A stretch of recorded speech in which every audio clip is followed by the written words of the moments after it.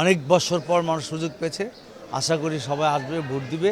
এই এলাকার মানুষ ধানের শীষের পক্ষে সবসময় ছিল, ভোট দেওয়ার সুযোগ পেয়েছে, দিয়েছে এবং আমি জয়প্রভু আল্লাহর রহমতে 100% আমি নিশ্চিত। বিভিন্ন প্রভাকাণ্ডার কারণে আমার মনে হয় মানুষের মধ্যে এখনও কিছুটা সংশয় দ্বিধা আছে।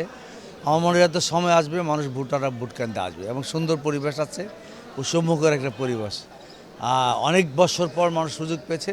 আশা করি সবাই আসবে, ভোট দিবে এবং ইনশাআল্লাহ এই অঞ্চলের মানুষ বিএনপি কর্তৃক বহু উপকার পেয়েছে। তাদের অ্যাকাউন্ট মুক্ত হয়েছে, গ্যাস পানি বিদ্যুৎ পেয়েছে। ইনশাআল্লাহ আগামী দিনে আমাকেও তারা চিনে, দুযোগ তাদের কমিশনার ছিলাম। আশা করি ধানের শীষের বিজয় হবে ইনশাআল্লাহ। আপনার যে প্রতিদ্বন্দ্বী নাহিদ ইসলাম, তিনি ভোট প্রদান শেষে সাংবাদিকদের বলেছেন তারা সরকার গঠনের প্রায় দ্বার প্রান্তে। এই ব্যাপারে আপনি কি বলবেন? এটা তো সবাই প্রত্যাশা করতেই পারে। আপনিও জানেন, আমিও জানি কী হচ্ছে ইলেকশনে বাংলাদেশে। হ্যাঁ, তো সেটা ইলেকশন শেষ হওয়ার পর বলা যাবে। খুবই ভালো উৎসবমুখর পরিবেশ।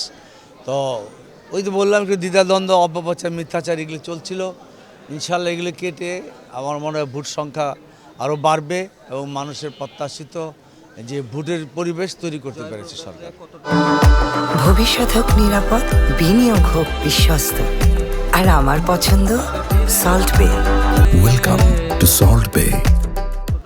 আমি ইনশাল্লাহ এই এলাকার মানুষ ধানের শীষের পক্ষে সবসময় ছিল, ভোট দেওয়ার সুযোগ পেয়েছে, দিয়েছে এবং আমি জয়প্রভু আল্লাহর রহমতে 100% আমি নিশ্চিত।